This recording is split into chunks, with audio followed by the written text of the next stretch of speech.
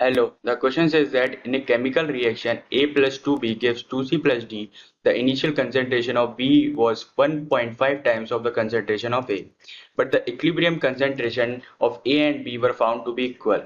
So the equilibrium constant for the reaction is, so we need to find equilibrium constant K. So let's solve this question. So we have given equation A plus 2B gives 2C plus D. Initial concentration of B was 1.5 times the concentration of A. So let's suppose A concentration will be A, and so B concentration will be 1.5 A, and the concentration of C and D are 0, 0. At equilibrium, let's suppose X moles of A is used. So if X moles of A is used, then 2X moles of B is used because stoichiometry coefficient is 2, and 2X moles of C is formed and X moles of D is formed. So in the question we have given that equilibrium concentration of A and B were found to be equal. So therefore A minus X is equal to 1.5 A minus 2X. So which is equal to X is equal to 0.5 A. So A is equal to 2X. So now we got A is equal to 2X. So now equilibrium constant K is equal to concentration of C square multiply by concentration of D divided by concentration of A divided by concentration of B square. Here power represents stoichiometric coefficient. So the concentration of C is 2x, so 2x square, and concentration of D is x. Concentration of A is A minus x, and concentration of B is 1.5 A minus 2x square. So now 2x square is 4x square multiplied by x, and now we need to put A is equal to 2x. So if A is equal to 2x, then 2x minus x multiplied by 1.5 multiplied by 2x minus 2x square. So this is equal to 4x square multiplied by x divided by x multiplied by x square. So now we need to cut x with x and x square with x square. So which is equal to 4. So our equilibrium constant K is equal to 4. So let's match our option. So our fourth option is correct, which is 4. Thank you. So guys, the question here is, we have to consider this reaction, that is N2 in gaseous form will react with 3 moles of H2 in gaseous form to give 2 moles of ammonia in gaseous form. तो हमारी पूरी reaction gaseous phase में अकर कर रही है और हमें बोला गया है कि equilibrium constant of the above reaction is Kp. इसका इक्विलिब्रियम कांस्टेंट हमें अज्यूम कर दिया गया है कि Kp है.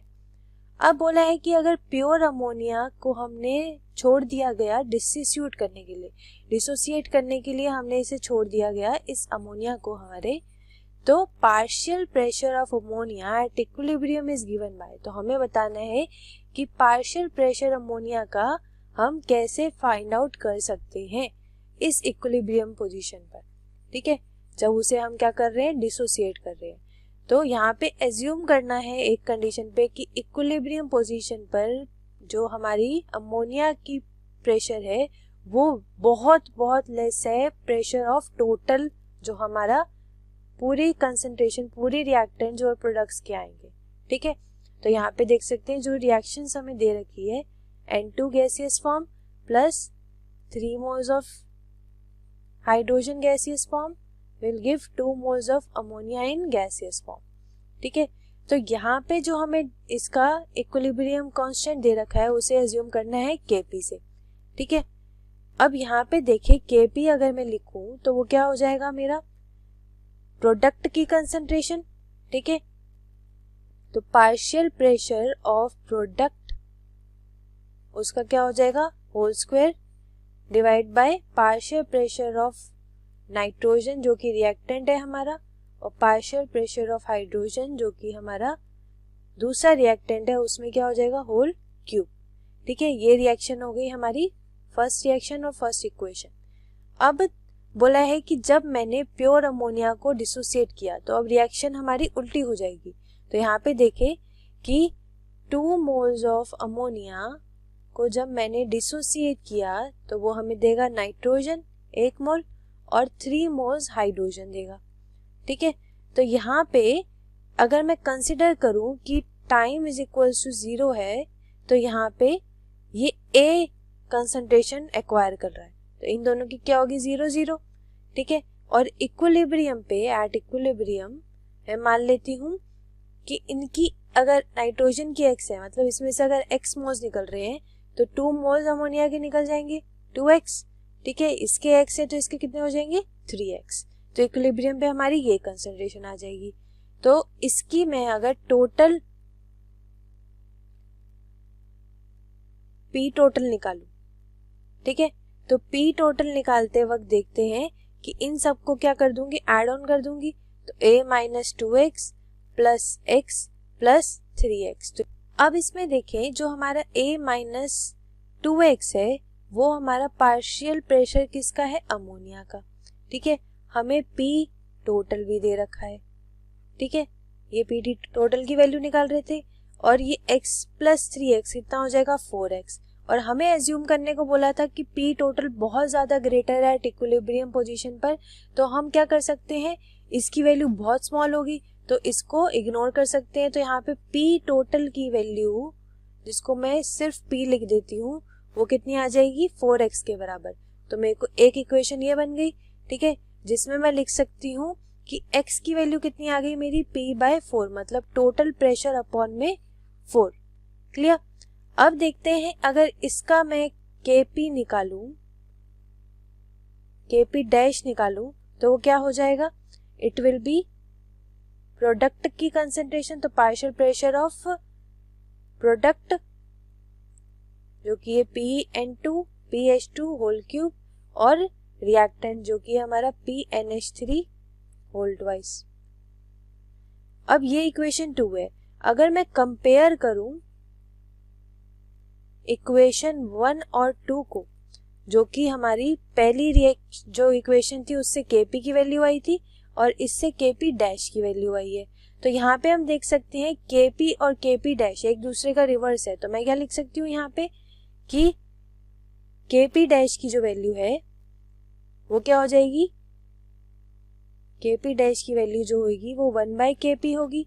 ठीक है, जिसको मैं लिख सकती हूँ PH2 whole cube PN2 upon में PNH3 होल ट्वाइस। ठीक है, तो यहाँ पे जो हमारा Kp की वैल्यू है, ठीक है, और PH2 की वैल्यू जो होल ट्वाइस है, PN2 की वैल्यू भी गिवन है और NH3 की वैल्यू हमें निकालनी है। तो इसको मैं उधर ले जाती हूँ, बाकी सबको इस साइड ले आते हैं हमारी राइट हैंड साइड पे। तो PNH3 whole twice will give you Kp, जहाँ पे हमारी PH2 की वैल्यू कितनी दे रखी है हमें 3x और N2 की x। तो इसको लिख देते हैं PH2 की दे रखी है 3x तो उसका होल क्यूब और इसकी दे रखी x, तो ये हो जाएगा Kp 27x क्यूब और ये भी साथ में है तो क्यूब की जगह क्या लिख सकते हैं x4। ठीक है, तो मुझे ये आ गई PNH3, partial pressure of NH3 आ जाएगा।